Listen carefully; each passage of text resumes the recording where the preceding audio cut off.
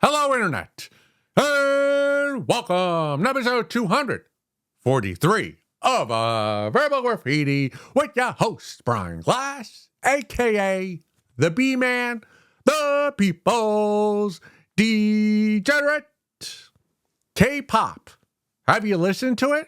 The music? The genre? I have not. I've seen images. I've seen reels. I've seen videos. I've seen people talk about K-pop, but I've never actually listened to K-pop. And I readily admit that I am not their demographic.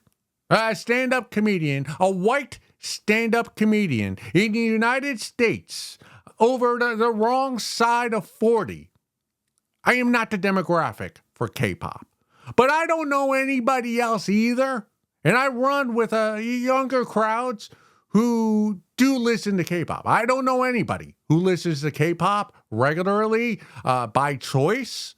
That's not forced on them by the internet. So my conspiratorial antennas are kind of poking up. So is Mr. Perfect. He's poking up, and I'm starting to question. And I'm making this declaration right now. K-pop is a psyop. I don't know why. I don't know why this is being pushed in pop culture. We don't really deal much with pop culture here at Verbal Graffiti, but K-pop has come into my orbit. Not K-pop itself, but K-pop adjacent reels. And I don't even. All right. So my Instagram algorithm reels, when I look through the reels, it's a lot of Asian girls in arcades in Japan playing that Dance Revolution type game where there's on the floor, there's like neon lights, and the neon lights move, and you got to move your feet with the neon lights, and you turn it into a dance. And usually there are these ladies who are really good at the game, and there will be a group of patrons in the arcade that will congregate around her and watch her do the dance of the arcade Dance Revolution game. And it's very it's a fun dance. It's a lot of neon lights, so it hits real hard on the algorithm, and I'm just kind of trapped in that loop right now, and it's made me think about K-pop, and I guess that makes me a bit racist. Somehow, girls dancing in Japan make me think about Korean pop. Hand up, Mr. Perfect up. I have a difficult time discerning the look between a Japanese person, a Chinese person, an Indonesian person, Filipino people. To me, they're Asians. But again, most of the Asians will look at me and go, that's just a bland white guy. Move along, get along. That's what I'm all about. So it's not mean-spirited racism. It's a racism out of ignorance. I've never lived in the East. Right? I'm an American. Red, white, and blue. All American, blue eyes. Beautiful. Stunning. You get lost. You lose track of time looking at my eyes. But here I am, looking at these Asian ladies dance. It makes me think of K-pop. It makes me think, I don't know anybody who listens to K-pop. All right? And I run in a younger crowd. I'm a stand-up comedian, so I'm with a lot of people in their early, mid-20s. None of them listen to K-pop. I have asked audience members, do any of you listen to K-pop? And usually nobody does. No, maybe I've had a couple of people tell me they do, but they're not hardcore into K-pop. I was like, yeah, I'll listen to K-pop. I'm not averse to K-pop, but anytime anyone's admitted to me that they listen to K-pop, I don't get the sense that that's their identity of listening to K-pop. And I grew up in boy band euphoria. I'm a child. I came of age in the late 90s, early 2000s when when boy band, the United States boy band, that was the genre. And everyone I knew, and there were a lot A lot of girls and a lot of boys too in my school listened to these boy bands, and it was their identity. Right? Whether it was NSYNC, Backstreet Boys, 98 Degrees. There were so many boy bands back then that some of them we didn't even know if it was this a real band. I remember O-Town. And to this day, I don't know if O-Town was a real band or a satirical band making fun of the real boy band, similar to a Weird Al Yankovic type guy. Because I think they came up through MTV as kind of I'm not even sure. They showed up on MTV. I think they were making fun of the boy bands. I think. Maybe I'm wrong about that. If you're an O-Town fan, let me know down in the comments if I'm wildly wrong. And I'll admit, I'm not sure if this is exactly true, but it was NSYNC versus Backstreet Boys. And then there were some weirdos who kind of smelled a little bit in the corner of the classroom who were 98-degree defenders. And then this band, O-Town, came from out of nowhere. They were manufactured to this day. I don't know. Was that a real band? Or were they just, I'm not even sure what their deal was. Like, if you met anybody who was a fan of O-Town, that cult member, that's somebody whose brain you can't get back into normal society. If you were, because Backstreet Boys and NSYNC, they did have some bangers. As they say, they were fire. They proved the test of time. They still tour. They still make big bucks. But when they were making bangers and they were making some okay music, and you said that O-Town was better than the Backstreet Boys and NSYNC, Justin Timberlake, are you kidding me? You're gonna defend O-Town against Justin Timberlake and NSYNC?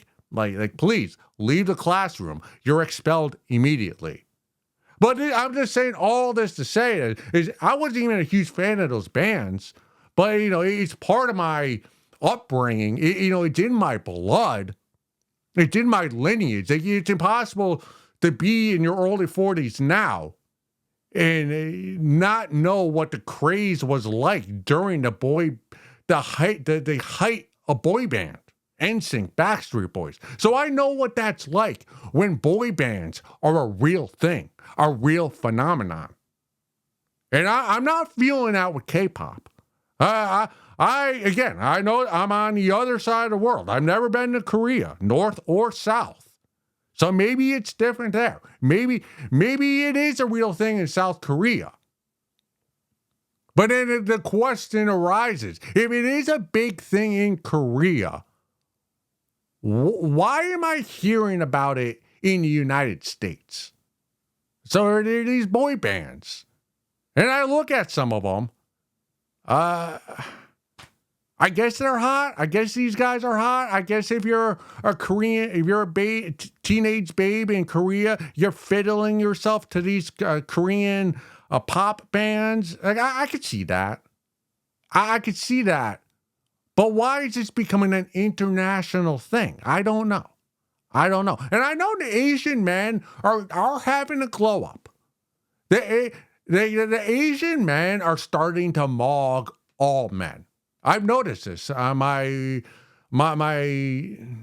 I go out to do stand-up, like, Asian men dress better than American men. They dress better than the black men. They dress better than the Mexicans. I think they're really into looks maxing, these Asian men, because they know they're a little bit shorter, so they got to looks max to the max.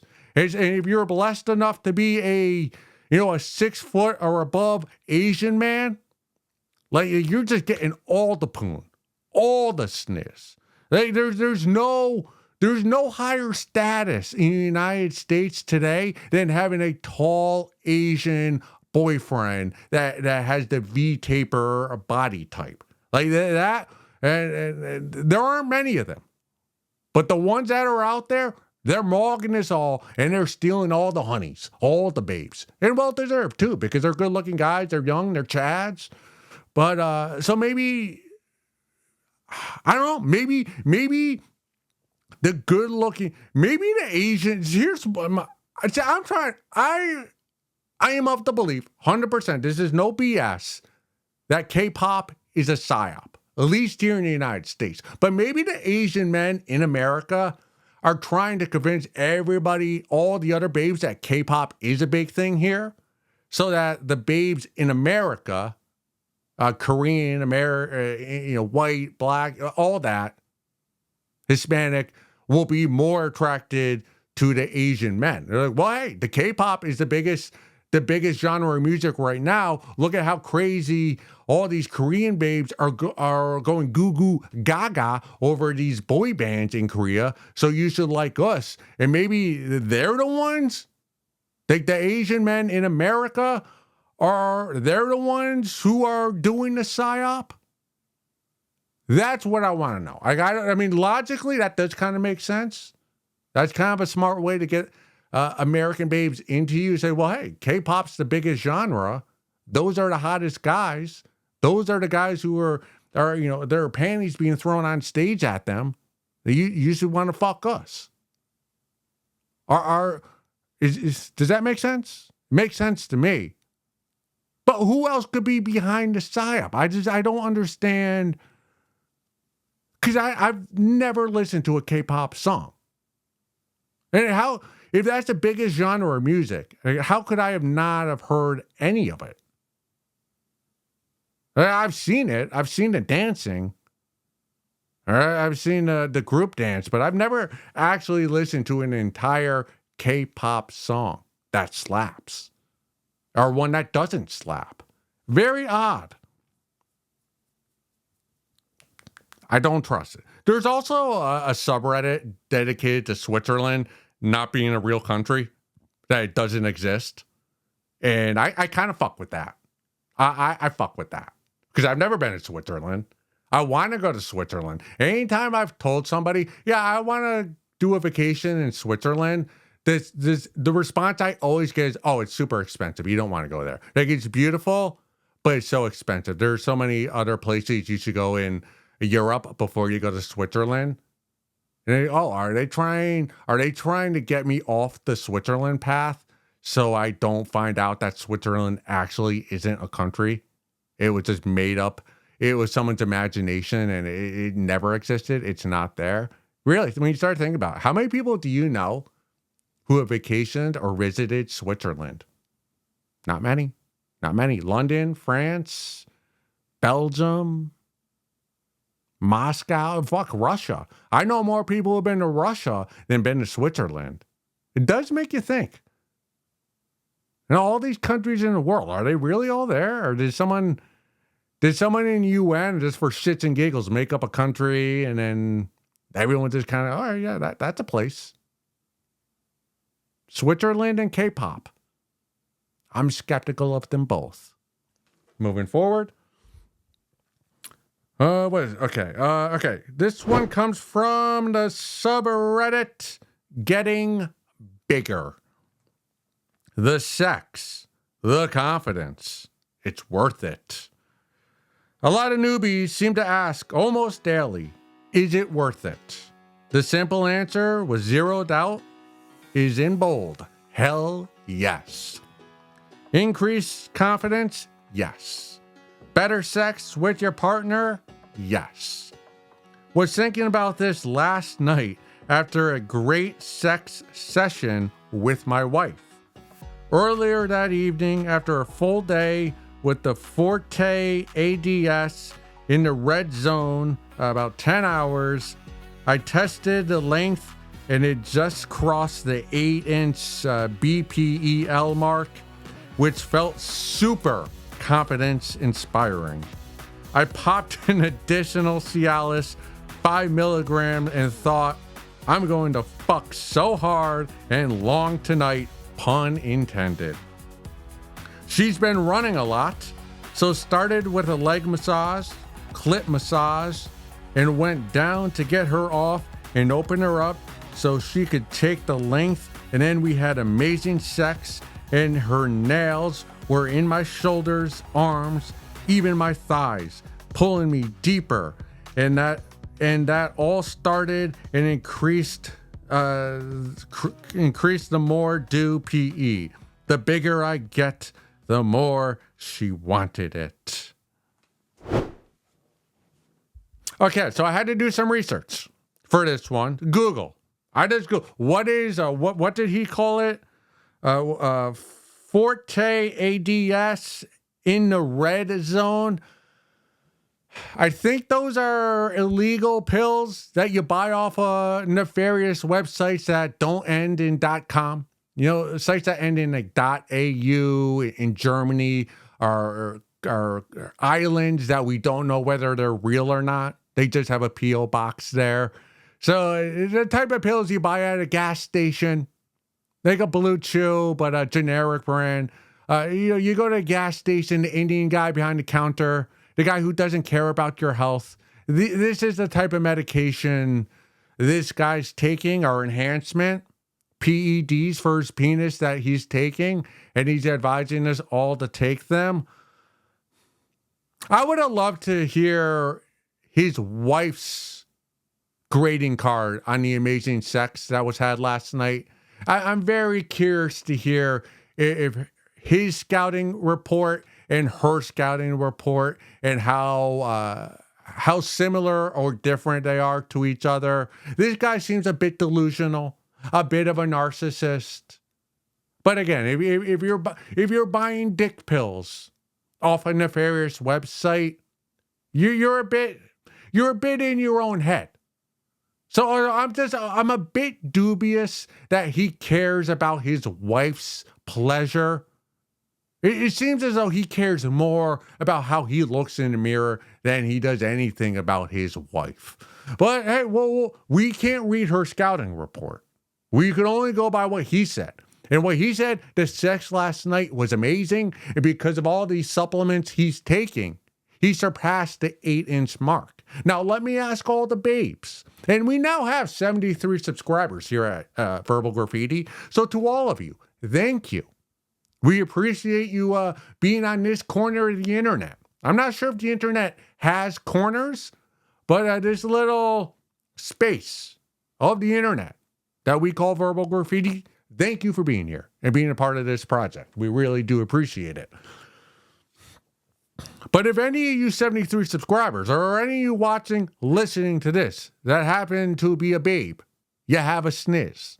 Hopefully you aren't flat-chested. Because if you're flat-chested, I don't consider you a babe. You might be a lady, you know, in the world of science. But in my eyes, you're nothing. You're invisible. But again, well, if you're flat-chested and you're watching this, please keep watching. Just because I don't think you're a real woman doesn't mean I don't like you. All right, moving forward. But if you are a babe and you're watching and or listening to episode 243, I pose this question to you. Would you rather be with a man that can lift 300 pounds or can surpass the 8-inch mark with his penis? See what I did there? That's a trick question. You want a man that can do both, lift 300 pounds and have an 8-inch penis. A lot of these babes out there will tell us, the size doesn't matter. We all know that's bullshit. We all know that's BS. I just told you being flat-chested matters. I don't think you're a real woman if you're flat-chested. I'm sure many of you babes are the same way with us. Like, oh, well, if you have a pinky dick, I'm like, yeah, maybe you're a man, but I want no part of that. So, but like a lot of babes will say it's all about clitoral stimulation. That's how they get the gasm. Well, any babe that's been with a guy with an 8-inch penis knows that's a complete fabrication. That you need the size. You know, he's got to be able to hit the cervix to get off. So, I get what he's doing. And really, we all should be doing it. We all should be striving to be better men for our babes.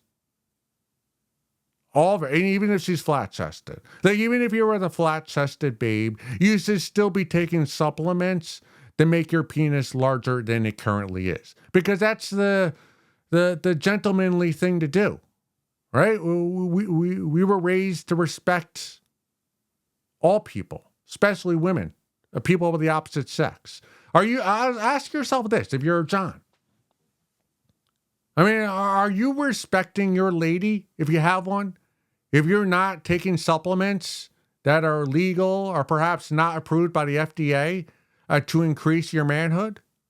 Because if you're not taking these supplements, you're doing a disservice to your lady, and she should leave you. Honestly, if you're a baby and you're listening or watching this right now, like, ask your man next time your man asks you for some sloppy top, you get down on your knees, put your hair in a bun, right, and just go, well, what are you doing for me? Are you trying to increase your manhood? Are you taking Blue Chew, Cialis? Are you doing Kegels? I'm not sure what they call it, Kegels, but with guys, there's this thing where you can take like a towel, right? Like a wet towel in the shower, like washcloth, and you put it over your penis and you lift. You get an erection and you try to lift it up. It just lift your penis up a little bit, and that's supposed to strengthen your penis. Like, there's so many different ways, avenues. Eastern science, FDA approved, are illegal to improve the length of your penis. So when your man comes to you and he tells you, oh, this is the way I was born. There's nothing I could do about my manhood. This is what God gave me. This is all I have. Well, you got to look him in the eyes and go, hon, we live in the golden age of science. There's so much you can do to improve the size of your manhood so that you can give me the gasm. Right? Like, honestly, I'm single now. Right? I'm just another incel on the internet. Can't get any sniz. I'm trying my best out there. I'm going out. I'm DMing girls. I'm trying to go mini golfing. I want to go mini golfing with the babe this summer. That is the goal. That was the goal last year and the year before. It didn't happen. But I'd like to have a partner, a lover to go mini golfing with. Right? And what I want to do is take Blue Chew, Cialis, injections, Forte ADS, Red Zinc, 40, whatever it's called. Go to the gas station. Oh, what's that honeydew? It's got the elephant at this major pill. I'll take that. I'll take 3 packs of that because I know every inch matters, right? Because I care about my babes.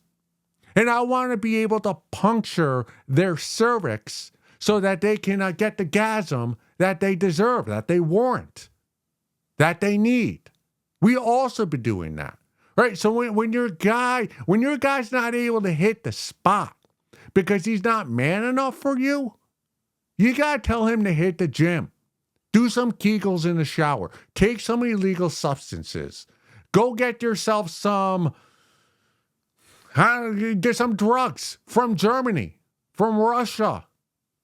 Yeah, and they tell you, right? And I did some research on it. What was it called again? It was called Red Zone. All right.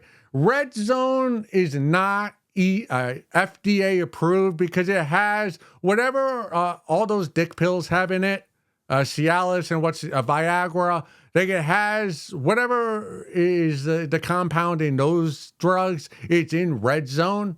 So it's not FDA approved because you should need a prescription to Viagra. Because whatever that compound is, it can give you heart problems. So if you have a weak heart, it can cause a heart attack.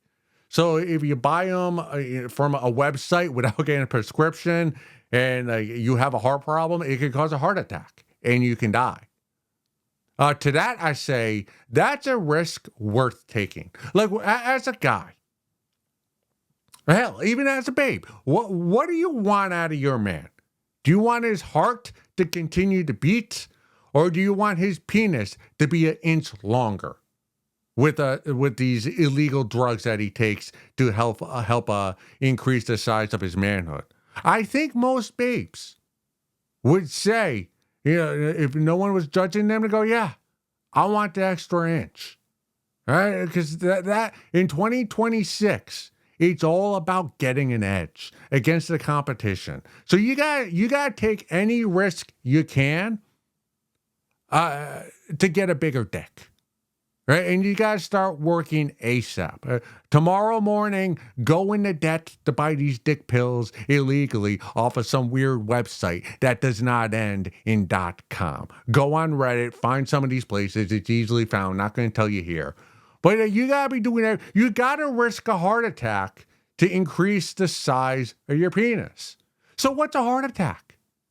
All right? If you're young enough, you'll bounce back from a heart attack. They could put the defibrillator in your chest to pump the heart for you. The best of both worlds. You have a heart attack, you get a defibrillator, but you continue to take the dick pills and get a larger penis. Because that's the name of the game. We all have access to smut. We all know who Johnny Sins is. You know, they'll tell you, oh, porn, that's fake. Those dicks, those aren't real. That's not a real man's dick. That's an anomaly. That's a carnival act. Bullshit. Right? When you watch porn and you see some of the tiger dicks that those gentlemen have, those professional fuckers, those are real dicks. There are guys out there with big dicks like that. And if you don't have one, I don't. I love Mr. Perfect, but he ain't no tiger dick. He ain't no porn dick. He's got character. He's got fight. I love him. Now he's persistent. He'll fuck with the best of them, but he ain't no tiger dick. He ain't no professional fucker. But he could use a little bit more size. I could take these pills. It's worth the risk. A heart attack, big deal. You fall down, you feel some numbness in your arm, you go to the hospital, a couple days, you're back out. That's all. That's the only price you have to pay to get a bigger dick, to get that extra inch. That extra inch is everything. All right, similar to football. It's a game of inches. So is the penis in the game of love. Let's go look at something.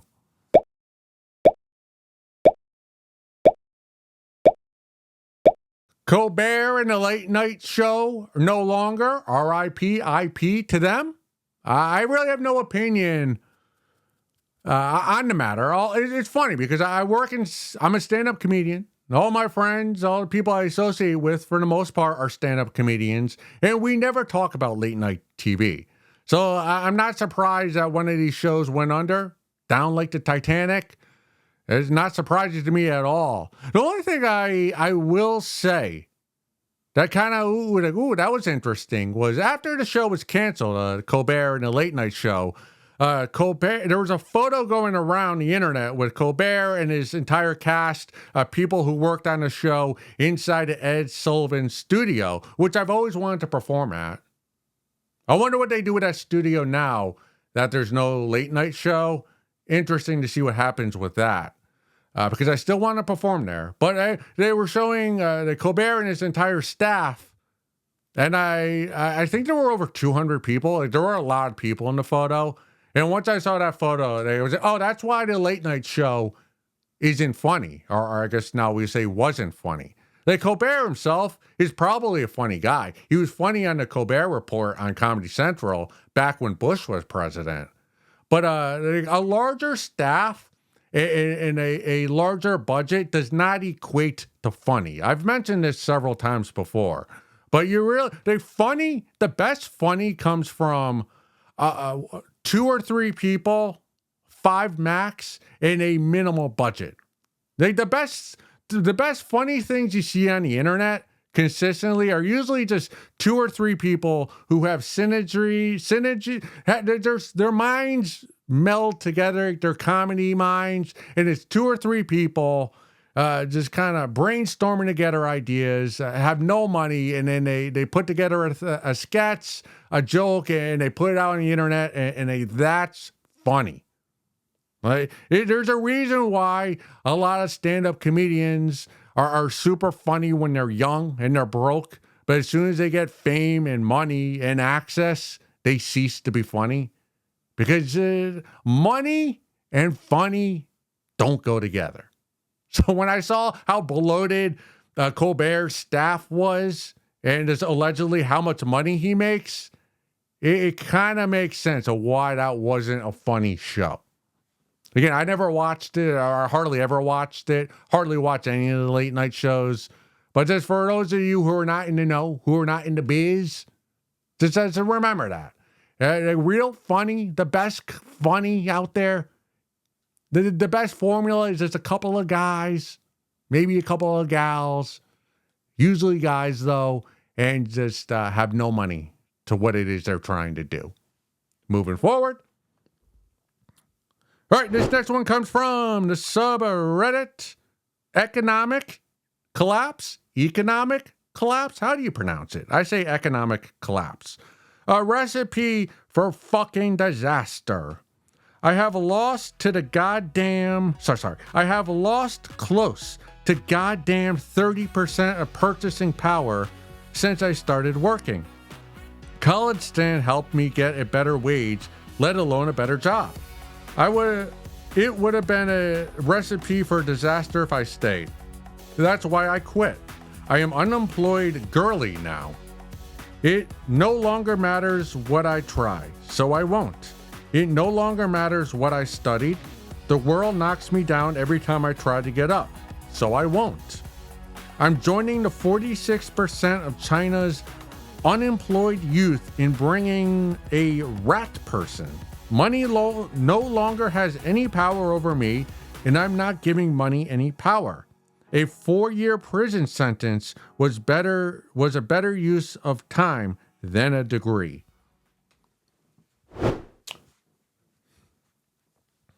This subsection of the population has always intrigued me. It's piqued my ball sack. It tingles my ball sack when I hear about these people who are unemployed and not seeking work. Now we'll get to your, actually, you know what? Let's start with your quitting. I don't like that. I don't like that attitude. Although it does interest me in my ball sack, I don't like it. How can you say I quit when you're just a young, unemployed girly in China? Possibly, arguably, the best economy in the world. It's probably U.S. or China. I'm not an economist, obviously. I don't know how to pronounce it. Is it economics? Economics? How can you be an economics person when you don't know the correct pronunciation of the word that you're supposed to be an expert in? Therefore, I am not an economic expert, although anything I say going forward is financial advice and you should take it. You can't say I quit. I'm old enough to remember when it took, who was it? It took Mankind, right? WWF, Mankind, Mick Foley, he took 16 headshots to the dome by The Rock before he said, I quit. That's 16 headshots, right? And you're going to quit because you have a meaningless degree? I mean, look in the mirror. Look at Mick Foley. You're going to look at Mick Foley in the eyes and go, I quit, knowing what he's been through? You can't do that. You got to quit with the quitting attitude. So I don't like that at all. It's so interesting to me because I've been unemployed. I've been unemployed longer than a year, maybe longer than 2 years. I've had dead-end jobs. I've never really been a success financially. I live in my mom's basement. This studio right here is my mom's basement. It also cosplays as my bedroom and my work office. So like I'm kind of a rat person myself. All right. But I work, and when I was unemployed, I always tried to work. All right. I'm fortunate enough where if I were to get laid off or lose my job and wasn't able to find work, I have siblings who would probably let me live with them for a while till I was able to find employment again, hopefully. But I would think if I just ceased looking for work, there would be a point where either my mom or my sisters would kick me out, or my brother would kick me out of their house or their basement or whatever extra room they gave me when I was going through a hard time. Because you can't just have a guy living with you, even if he is your blood, if he's just not doing anything. Like, that is what intrigues me about you and your type, the rat people. That I want. How do you live? Because I've been unemployed for almost 2 years, maybe even longer than 2 years. No real job, part-time gigs, side gigs, hustles. But I was always, even when I was unemployed, and we've talked about this before as well, that when you're unemployed, looking for a job is a part-time job. All the job forums, all the networking, all the, the hiring events. It's so much time. All the cover letters you have to write and rearrange, but change the wording so it fits whatever job you're applying for. It really is a part-time job. And it is frustrating when you don't get any letters back or any interviews, any feedback. It's the best you get is an email, hey, best of luck, but you're not the right fit. So it is, and you lose your self-esteem and you get down on yourself because you feel worthless. You're not working. You're not being a productive member of society. You're not part of the economy. You're welching off of others. You watch your bank account just doop, doop, doop. There's a dripping faucet. You can't go out with your friends. You gotta drink before you go to the bar. Your bottom shelf of liquor. You're a scavenger with the weed. You're dumpster diving, literally and figuratively. It's a bad state. Even worse than not having income coming in to you, it's the mindset. And you get down on yourself. And I wouldn't say you get depressed, but you feel subhuman. You feel less of a person, less legitimate of a person than your contemporaries who are working, who are in the economy, who are being productive. It's better to have a shitty job. At least even a shitty job, there is some worth to that. Well, what I don't understand, what I do understand is that you need money to survive. Right, to eat, for housing. You need, I'm not breaking news here. This isn't, economy 101 here. You don't need to go to college to learn this. Whatever bullshit degree you got where you're homeless and unemployed right now, you're a rat person. But you need money to survive. So if you're unemployed, you gotta continue to seek out employment opportunities, even if you think they're below whatever your skill level is or your pay level should be. But every month, or maybe it's every quarter, the U.S. economy, they'll tell us the employment numbers and how many people have gained employment or lost employment, and then there'll be a percentage. Let's just say it's 5% of the population, like the working population or employable population, is unemployed. But then if you dig into it, it's always whatever number it is. Let's say it's 5% are unemployed. The unemployment number is always higher because once you stop looking for work, the U.S. government doesn't consider you unemployed. So the people, let's say you've been unemployed 6 months, and then you just quit and you say, I'm going to stop looking for work. I give up. I'm not going to be part of the economy ever again. That's the subculture. Those are the people that tickle my balls. Okay, how do you do that? How do you survive without work, without having money come in? Are you just investing? How are you investing if you're not employed? You don't have any money coming in. The people who just completely give up. It's I sent out 10 resumes. I went on whatever website monster, if that's still a thing, sent out 50 resumes, didn't get anything. I quit. I'm done with life. How do you live? How do you get by in life? That's the subculture. Those are the rat people that I want to know about. I want to know, how do you do that? Like, your post right now does not interest me at all. All right, so you're a young girly in China. You have a bullshit degree that isn't helping you at all. Like that, you lost 30% of your money. Big deal.